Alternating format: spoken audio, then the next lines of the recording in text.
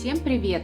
У меня сегодня коротенькое видео из серии «Быстро и просто», то есть понятно и выполнимо даже для новичков в шитье.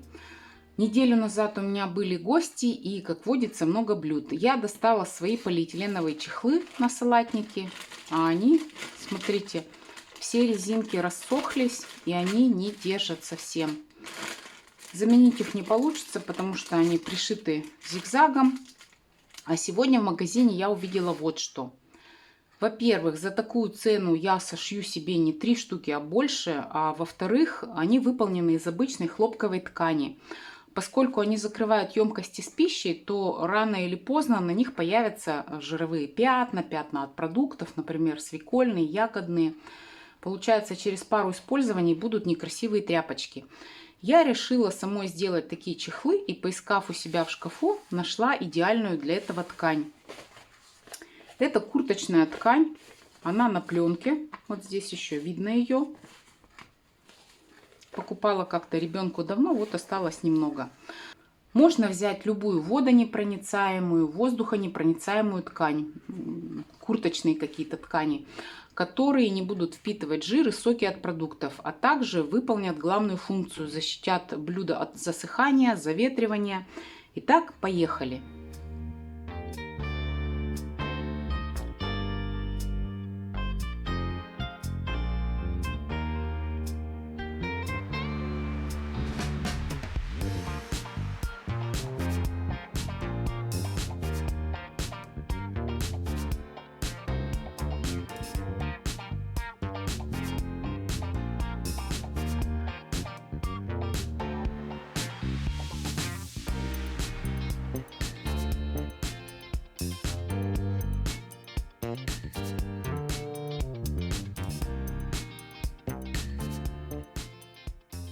Еще мне понадобится косая бейка разных цветов.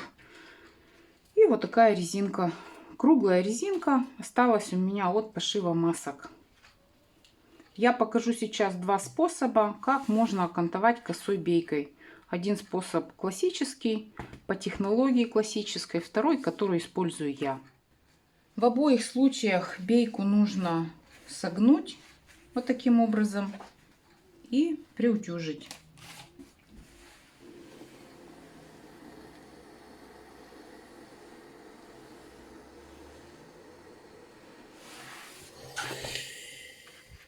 Если вы с косой бейкой еще ни разу не работали, возьмите пошире, как у меня, 2 сантиметра.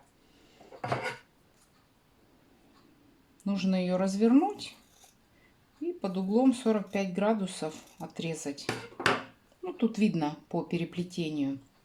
Теперь вот так же ее надо будет развернуть и ничего не отмеряя, не отрезая, прикладывайте бейку вот таким образом, совмещая срезы, и притачивайте вот по этому сгибу. Вот видите, этот сгиб, прямо по нему идете. Начинайте, отступая примерно 2-3 сантиметра от начала бейки. Обычной прямой строчкой, длина стежка 3-3,5 миллиметра.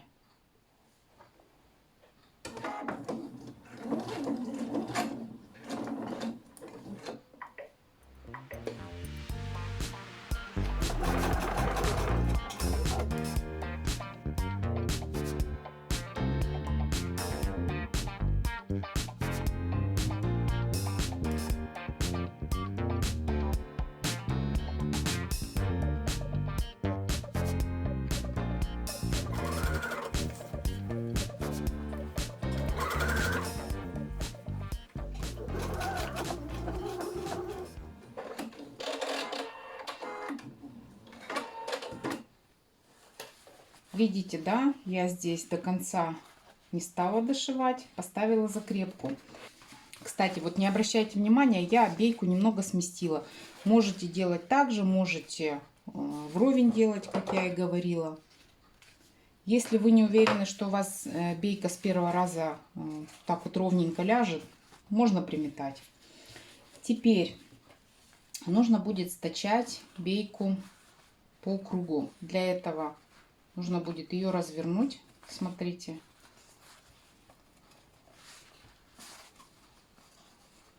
видите этот кончик. Линия стачивания у вас пойдет по косой.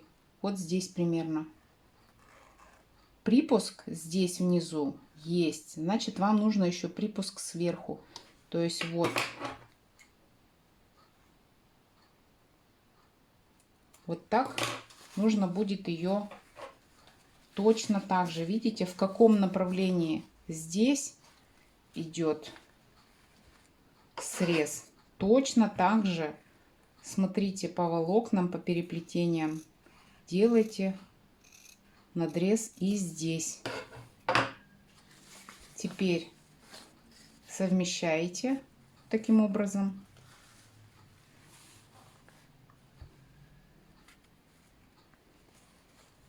И здесь нужно будет ее стачать.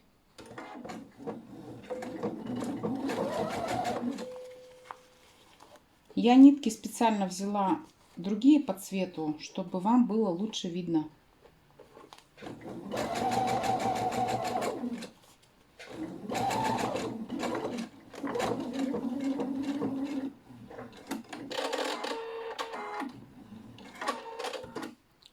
Вот что получается. Теперь нужно припуски разложить.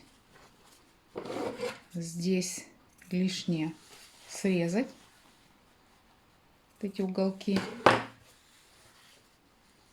И все эти сгибы, которые есть на бейке, 3, приутюжить. Ну, аккуратно, да, чтобы не повредить эту ткань. Можно вот так вот их пальцем, ногтем, да.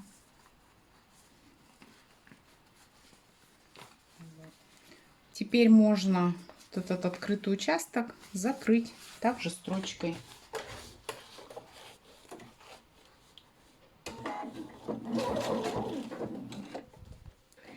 Теперь смотрите, когда бейку сгибаете, она у вас ложится вот таким образом. То есть она закрывает строчку. И это должно быть по всему кругу равномерно. Теперь с лицевой стороны строчку вообще, по идее, надо прокладывать вот здесь вот в стык, чтобы ее с лицевой стороны видно не было. Но можно проложить и по бейке, в зависимости, опять же, от изделия. Вот здесь мне вообще все равно, в стыке она будет или по бейке. Я проложу по бейке.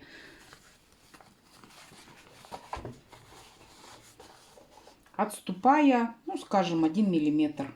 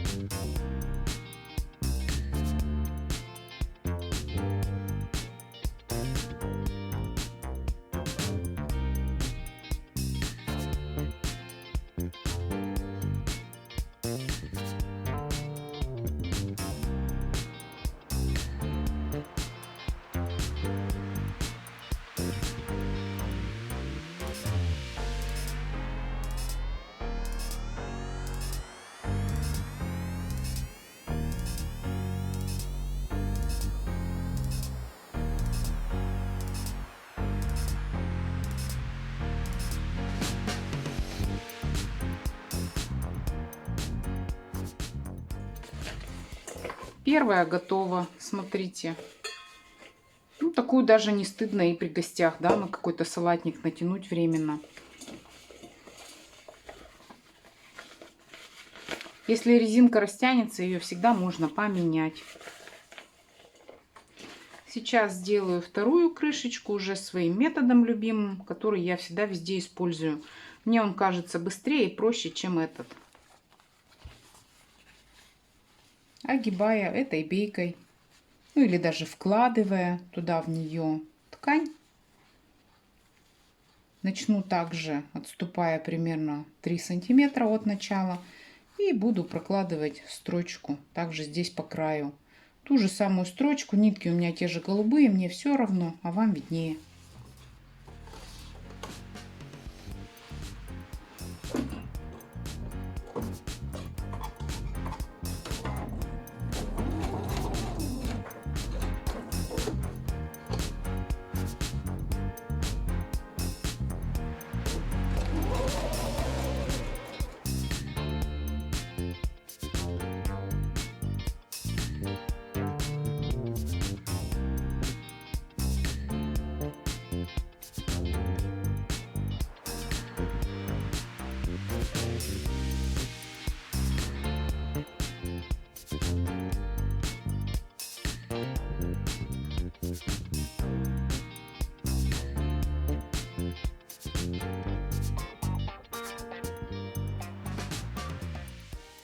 Вот что получается с изнанки, с лица. Теперь соединю ее точно так же, как в первом случае, по косой. И открытый участок закрою и оставлю небольшое отверстие, чтобы вставить резинку. И все.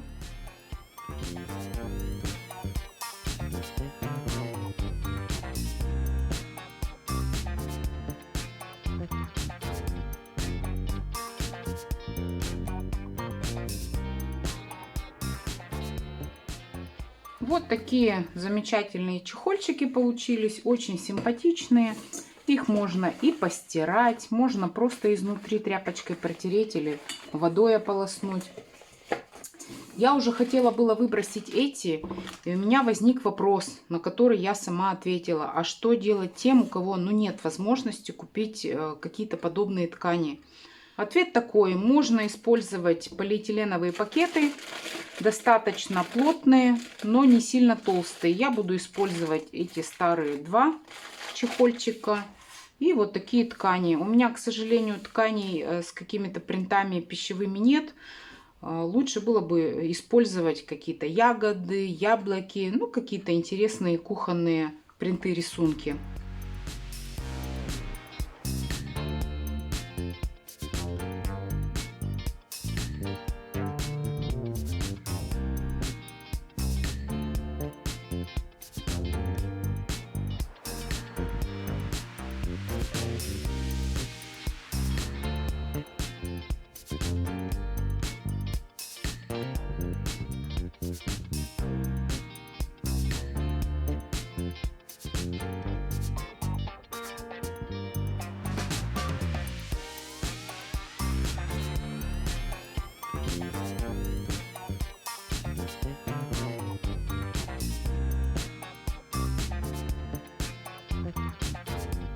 Заготовки для чехлов вырезаны.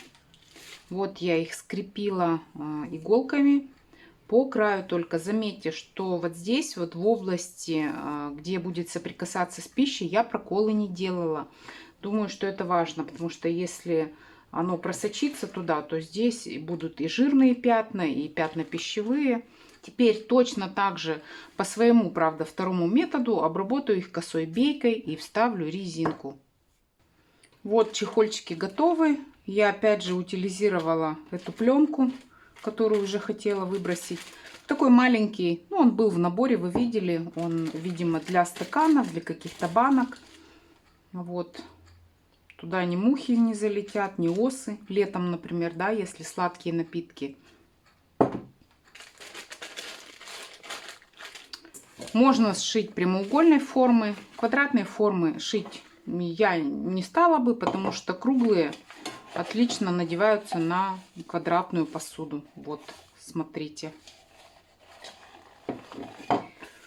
В комментариях к одному из предыдущих видео был вопрос, а будет ли видео про подарки, идеи, да, что подарить на Новый год. Но мне кажется, вот, отличная идея.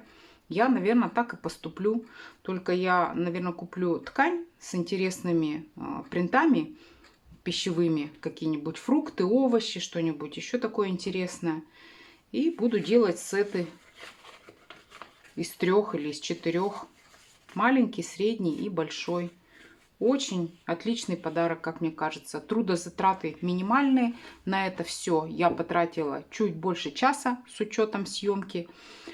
А по финансам, ну это вообще копейки, мне кажется. Для семейного бюджета, мне кажется, совсем не ранимо. На этом я буду прощаться. Если вам понравился этот ролик, ставьте лайки, пишите комментарии, подписывайтесь на мой канал. Всем желаю отличного настроения. До свидания!